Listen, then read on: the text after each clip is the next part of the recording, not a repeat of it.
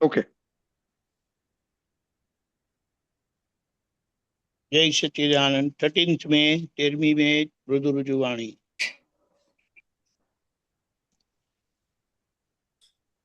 તમે ઓફિસમાં નોકરી કરતા હો, ત્યાં તમારા આસિસ્ટન્ટને અક્કલ વગરનો કહો એ તમારી અક્કલ ઉપર અંતરાય પાડ્યો.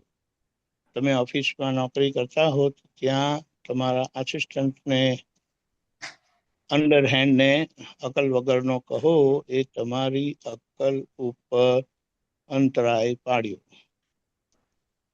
એટલે દાદા અહીંયા બીજું એક વ્યવહારનું પાછું ખુલ્લું કર્યું કે બીજાને અક્કલ વગરનો કહેશો તો તમારી સમજણ પર, તમારી અક્કલ પર આવરણ આવશે. રાઈટ.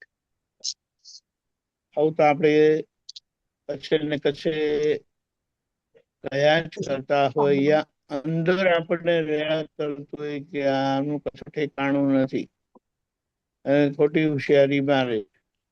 થાય છે એવું? થાય છે. વહુને કશું આવડતું જ નથી અને વહુ આયા હોય તે કે સાસુ ને કશું સમજણ પડતી નથી. એ દાદા આવામાં કે આ મોટા આયા સમજણના પોથડા એમ કે. સાચી વાત છે. અહીંયા કોઈનું પણ નેગેટિવ બોલવું ને એ પોતાના માટે બહુ મોટું જોખમ છે. પણ આ જોખમ તો દાદાએ ખુલ્લું પાડ્યું કે કઈ રીતે આ જેટલા આપણા જીવનમાં અંતરાય આવે છે, મુશ્કેલી આવે છે, વસ્તુ જોઈએ છે ને મળતી નથી, એ બધાની પાછળનું ખરેખરું કારણ આ જ છે કે જે લોકોની વચ્ચે, લોકોની અંદર વાંધા કાઢેલા છે ને, તે વાંધા જ તમારા જીવનમાં અંતરાય રૂપ બનીને આવે છે. હવે જો આ વ્યવહાર હવે ચોખ્ખો કરવાનો રહ્યો, આવી દ્રષ્ટિ જેને મળી છે એમને ફક્ત આ જ કાર્ય રહ્યું છે, કેમ કરીને વ્યવહાર આદર્શ થાય. વ્યવહાર એટલે કે વ્યવહારમાં આપણે પ્રેમ સ્વરૂપ થઈએ, જે દાદા થયેલા. અને સૌથી મોટી વાત, એમની અંદરની વિતરાગતા તો ગજબની હતી, અને એમ કહીએ તો મહાવીરી વિતરાગતા હતી. પણ બહારથી કશી ખબર પડી નહીં.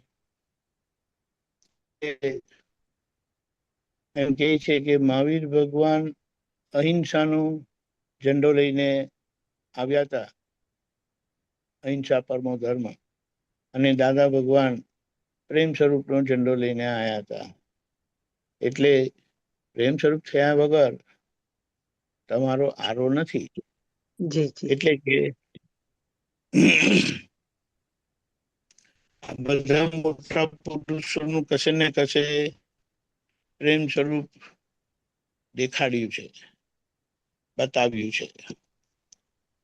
એક જ વસ્તુ છે, મહાવીર ભગવાનની વિતરાગતા વખાણેલી છે, પણ એમણે શું કીધું? ચંડકોશ નાગ, જેમણે ભગવાનને દંશેલા, તો અહીંયા ભગવાનનું આખું વાત્સલ્ય ખુલ્લું થયેલું, એ જેના આધારે સામા ફરી ગયા. એટલે કે આપણે સામા સાંભળતા નથી ને સમજતા નથી ને એવું બધું જે થયા કરે છે ને, ત્યાં આપણા તરફથી બહુ મોટી ભૂલ થતી હોય છે. આપણા તરફથી એ પ્રેમનું અંગ, વાત્સલ્યનું અંગ, એ વાત્સલ્ય ભાવ કામ કરે તો સામાનું હૃદય પરિવર્તન થાય. એટલે આપણી વાણી, આપણો વ્યવહાર એ એવો હોય કે સામાને વાગે નહીં. હમણાં તો સામાને વાગે એવી ગોઠવણી કે તો ચાલે, એવી ગોઠવણી કરીને બોલવા કરવાનું થાય, વ્યવહાર બધો થાય. એટલે પણ આપણા માટે બહુ સારું છે કે દાદાના આ અનુભવ વચનો આપણી વચ્ચે છે અને આપણે એમને વાગોડ્યા કરીએ છીએ. તો આ બધા વચનોને વાગોડતા વાગોડતા એક સમય એવો આવશે કે આ વચનને અનુરૂપ વચન જેવા જ આપણે થઈ જઈશું, કારણ કે અંદર એવો નિશ્ચય થતો જાય છે કે દાદા હવે આવું કરવું નથી, કે આ રીતે જ રહેવું છે, કે જેથી કરીને એ બધી જે ભૂલો થયા કરતી હતી એ ધીમે ધીમે ઓછી થતા બંધ થઈ જશે. કારણ કે નવું ઉમેરાતું નથી, જૂનું ખાલી થતું જાય છે અને આપણે એને ચોખ્ખું કરતા જઈએ છીએ. એ ચોખ્ખું કરતા કરતા એક દિવસ સંપૂર્ણ ચોખ્ખું થઈ જશે. જી જી, આવી સાચી વાત. આવી સમજણ આપણે રાખવાની છે. એક વખત ખબર પડી, ભૂલ ખબર પડી, એ ભૂલનો ટેકો આપણે ક્યારે કરીએ નહીં. લાગે ને સપનામાં એ ભૂલ ન થવી ઘટે એમ કરીને ત્યારે પછી આ વ્યવહાર ચોખ્ખો થાય. નહીં તો જે તમે વિચાર કરો, અજ્ઞાન પુરુષાર્થથી, અજ્ઞાનના ધક્કાથી, અજ્ઞાનના તીવ્ર કરતા ભાવથી આજે બીજ પડેલું, કર્મનું બીજ પડેલું, એ જે અવળો પ્રયોગ થયેલો, અજ્ઞાન પ્રયોગ થયેલો, હવે એની સામે એટલી જ તીવ્રતા વાળો યા ઘણો એને શું કે ગુણાકાર વાળો તીવ્ર પ્રયોગ આપણો આ જ્ઞાનનો કહીએ, સમજણનો કહીએ, કે જેના આધારે કે જે સમજણે આપણે આપણા જ વ્યવહારને સારી રીતે નિહાળી લઈએ, કે જેથી કરીને આપણને આપણી ભૂલ સમજાય અને એ ભૂલોના ચોખ્ખા હૃદયપૂર્વકના પ્રતિક્રમણ થાય. હા, એમને એમ કે પૂતગલ ચોખ્ખું થઈ શકતું નથી, કારણ કે જેવા અવળા પ્રયોગ થયેલા એવા જ સવળા પ્રયોગ થવા ઘટે ત્યારે પૂતગલ સરખું થાય. આમાં તો સિમ્પલ છે. એક વસ્તુ છે, બનાવતા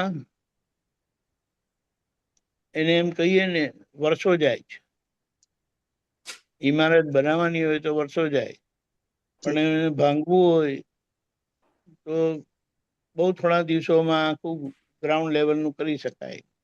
એવી રીતે દાદા અક્રમ વિજ્ઞાન આપણને મળેલું છે કે જે અક્રમ વિજ્ઞાન થકી જે અનંત અવતારોથી આ શું કહેવાય ઘડાતું આવ્યું છે અને તેના લીધે આ પૂતગલ આવવું છે, એની સામે આપણે આ અક્રમ વિજ્ઞાનના પ્રયોગો કરીને એક જ જન્મમાં એનો ઉકેલ લાવી લઈએ. નહીં તો 2-3 જન્મમાં થઈ જશે, પણ આપણે ટાર્ગેટ એવું રાખીએ. જય સચ્ચિદાનંદ. જય સચ્ચિદાનંદ. બહુ સરસ,